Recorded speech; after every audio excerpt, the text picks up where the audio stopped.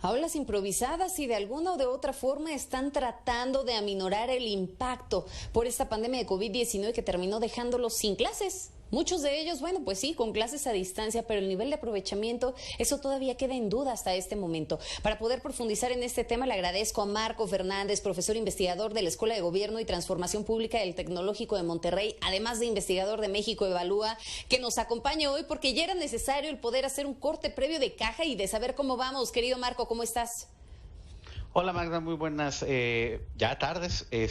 Pues mira, preocupado porque pues hemos estado dando seguimiento a cómo va avanzando el ciclo escolar, el esfuerzo que se está tratando de hacer para mantener de alguna manera las clases a la distancia, privilegiando particularmente la televisión.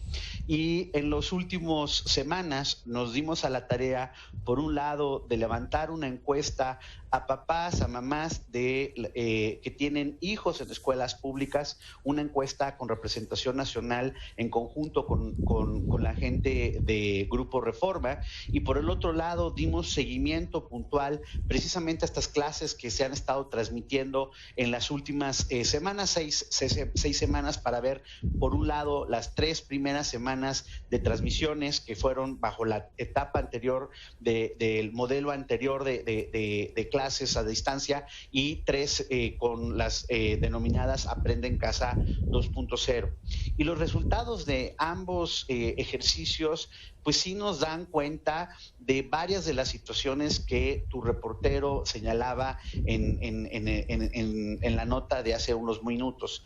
Por un lado, los papás están divididos, la mitad está a favor de que se esté haciendo las clases a la distancia, privilegiando la televisión, y la mitad está en contra. Pero cuando inmediatamente saltamos a ver de qué manera ellos están percibiendo estas clases, ver cómo sus hijos están interactuando o tratando de aprender a partir de esta vía, pues los datos empiezan a ser dramáticamente preocupantes. Ejemplo, Magda, 68% de las mamás, de los papás, nos reportan que a sus hijos no les gustan las clases que se están dando a través de la televisión. 70%, es decir, 7 de cada 10 papás están conscientes de que están teniendo afectaciones en el aprendizaje sus hijos, y un porcentaje muy similar, 68%, nos dice que está viendo incluso afectada la parte emocional. Cuando hacemos un zoom para ver qué es lo que está pasando, por ejemplo, justo en la parte emocional, pues también las cifras son bastante preocupantes. 7 de cada 10 papás nos dicen que ven a sus hijas, a sus hijos enojados, 51% que los ven tristes, un 60% que los ven con ansiedad, e incluso un 51% que han visto que están aumentando de peso. Híjole, Marco, es que nos das cifras que verdaderamente suenan aterradoras, porque incluso podríamos ver un incremento de depresión entre los chavos, este cansancio, y te lo digo porque finalmente yo también soy mamá, ¿no? Y pese a que mis hijos están tomando clases a distancia a través de una computadora, no deja de ser bastante pesado para ellos el hecho de tener una interacción de esta forma, de no poder tener un contacto personal con sus profesores, ¿no? ¿Qué opinas de esta situación? Porque justamente esto que acabas de mencionar, yo creo que es lo que nos lleva a hacer énfasis en la importancia de que los chavos puedan estar comunicados, que verdaderamente se logre romper esa brecha digital tan enorme que tenemos en el país, Marco. Mira, ahí yo creo que apuntas un tema fundamental. Las propias mamás, los papás nos están diciendo que, por un lado, sí tienen, la gran mayoría, 75%, dicen, de alguna manera hemos tenido algún contacto con la escuela de nuestros hijos.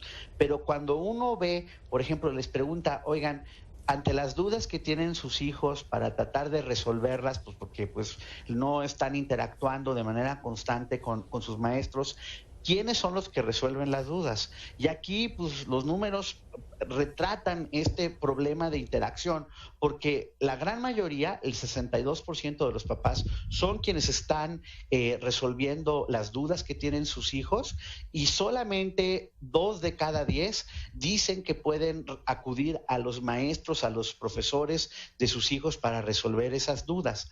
Esto te habla, pues, de cómo a pesar de que muchos profesores hacen el esfuerzo de pues, ingeniárselas, pagar de su propio bolsillo para poder comunicarse a través del WhatsApp, a través de mensajes de texto, hay muy poquitos privilegiados que pueden tener el Internet. Lo cierto es que esta interacción no ha sido fluida, y esto a su vez, Magda, se observa en la decisión reciente que la autoridad ha hecho sobre cómo va a ser la evaluación precisamente en este primer trimestre que va del ciclo escolar, porque está consciente que hay un número importante de alumnos con los que no se ha tenido contacto o se ha tenido muy poco contacto, y en esas condiciones establecer un sistema de evaluación que les sirva de retroalimentación a los chicos se vuelve todavía más desafiante.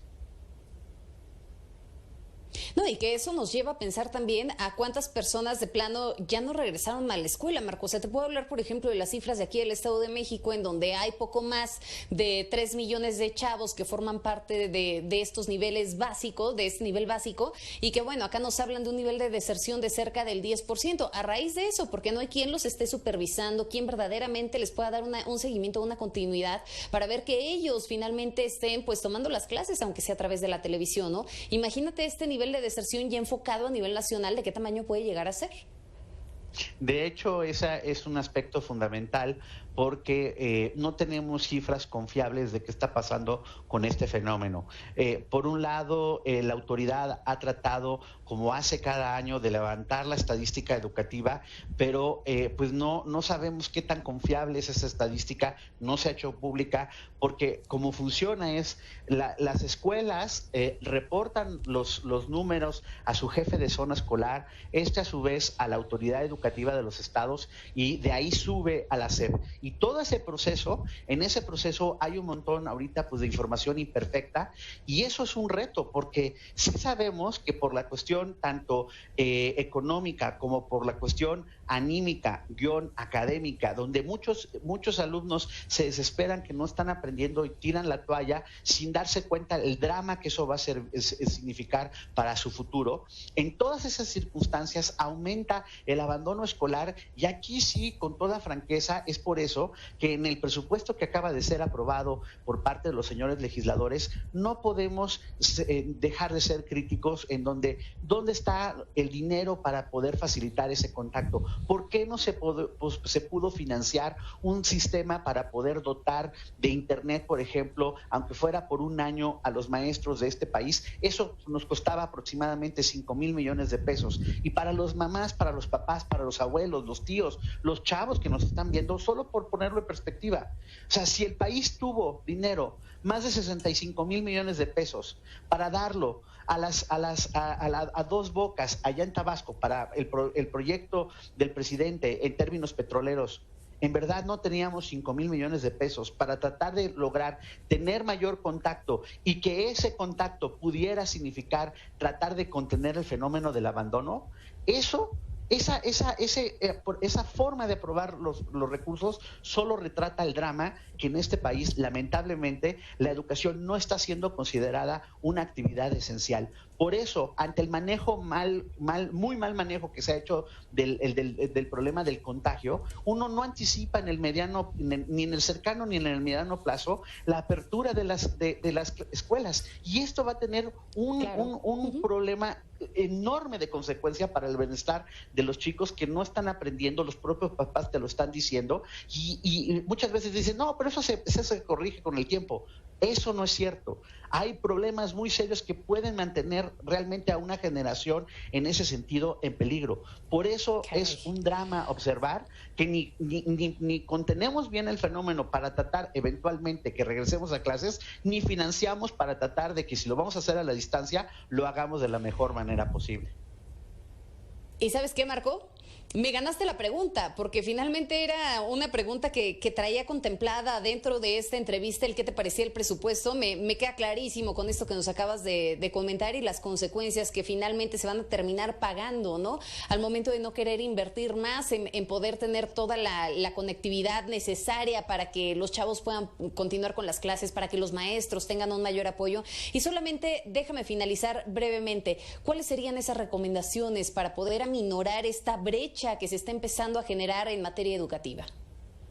Es que de entrada, o sea, sí como sociedad tenemos que hacer mucho más presión, porque las palabras se las está llevando el viento. Mucho discurso de que la educación es muy importante y que primero los pobres, y a la hora de la hora, la mayoría en el Congreso aprueba un presupuesto que no retrata precisamente el dar apoyo a los maestros para su capacitación, el dar apoyo para mantener el contacto. Y en ese sentido, por eso no nos podemos resignar ante una situación de esta naturaleza. Tenemos que ser mucho más exigentes, y ya vienen unos procesos electorales a la vuelta de la esquina. Si no nos están escuchando, entonces es así, cobrar la factura ante la indiferencia educativa que muchos políticos están mostrando en estos momentos.